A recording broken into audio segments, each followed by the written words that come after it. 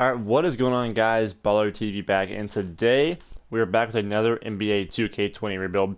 Today we're taking on the Orlando Magic. So, looking at this Magic roster, I have to say I do see what they've been trying to do. They've been trying to take the best player available at every pick. They've been trying to stack talent. I get it, but their approach is just not quite working right now. So, Vucevic, very solid player, very underrated center, but he's 29. And we have Mo Bamba.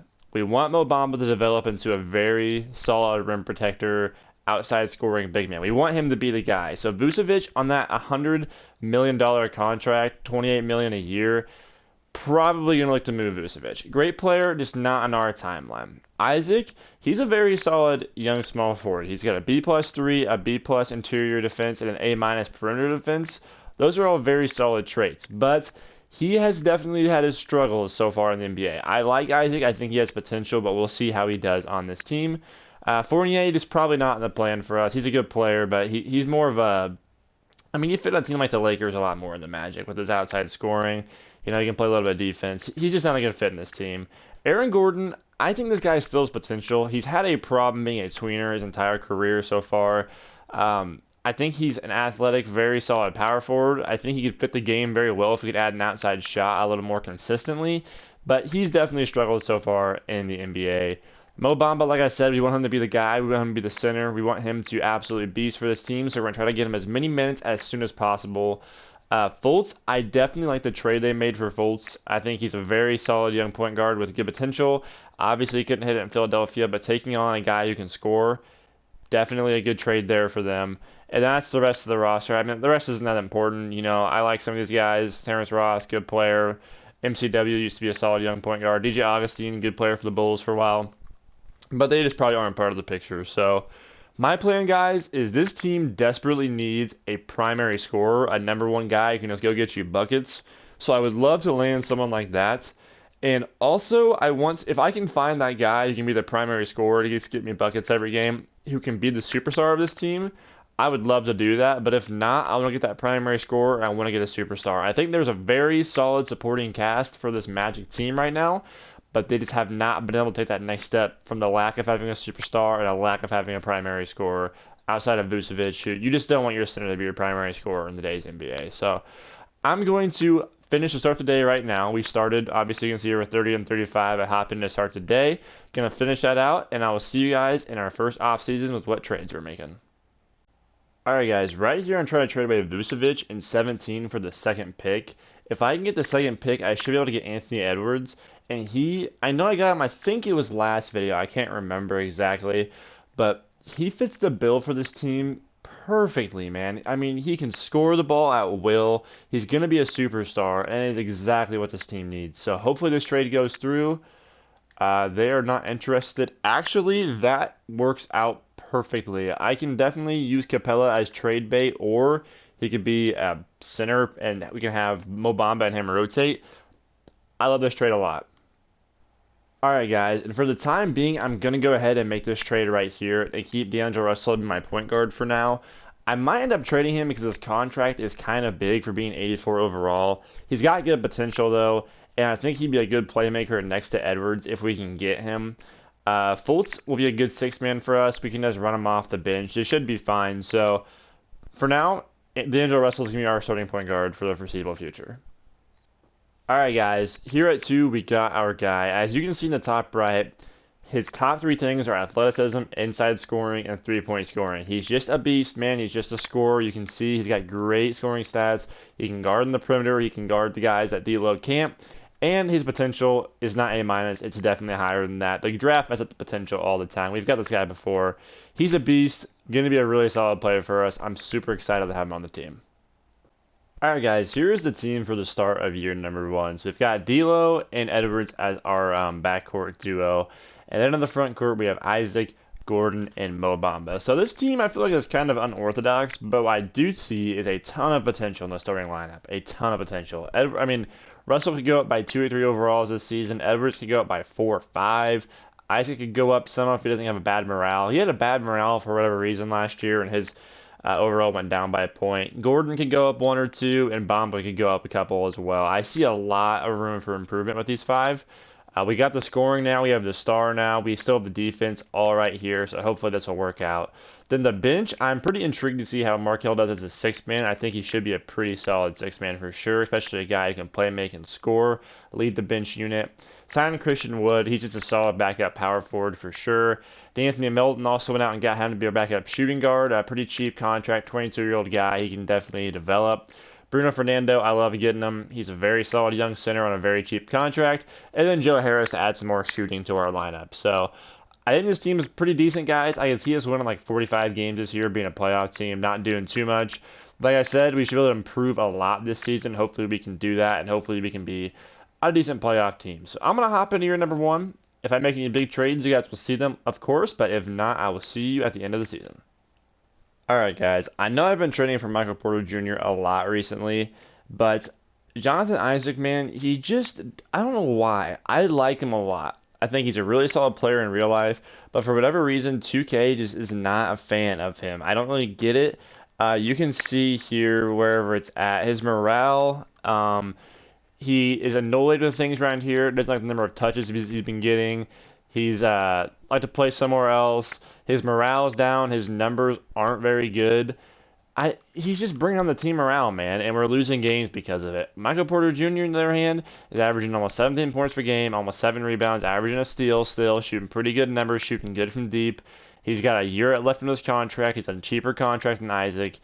It just makes sense. I just got to do it. I apologize for doing it so much, but if I don't make this trade now, we're not going to win a lot of games this year.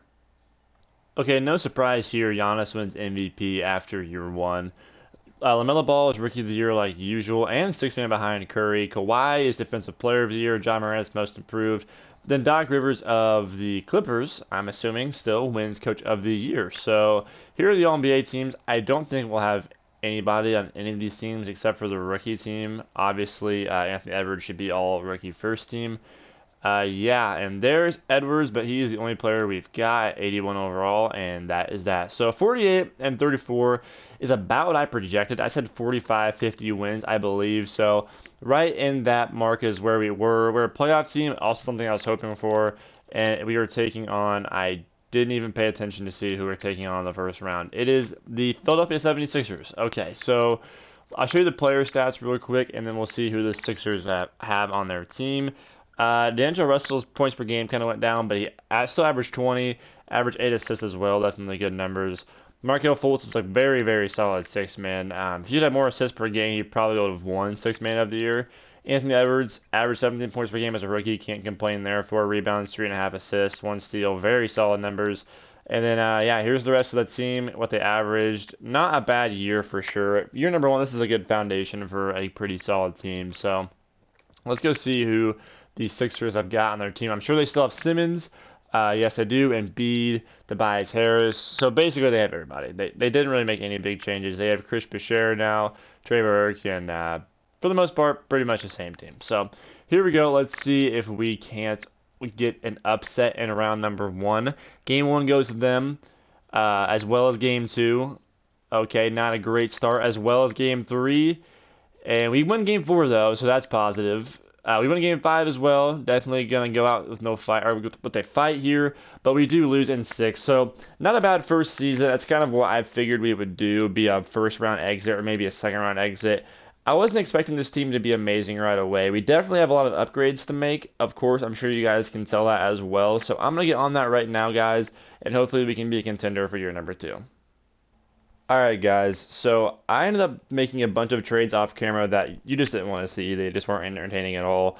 For the 5th pick, I traded all the way up to 5. I had 22, made a lot of trades. I cleared up a lot of cap space. We have the 5th pick. I'm taking Evan Mobley here.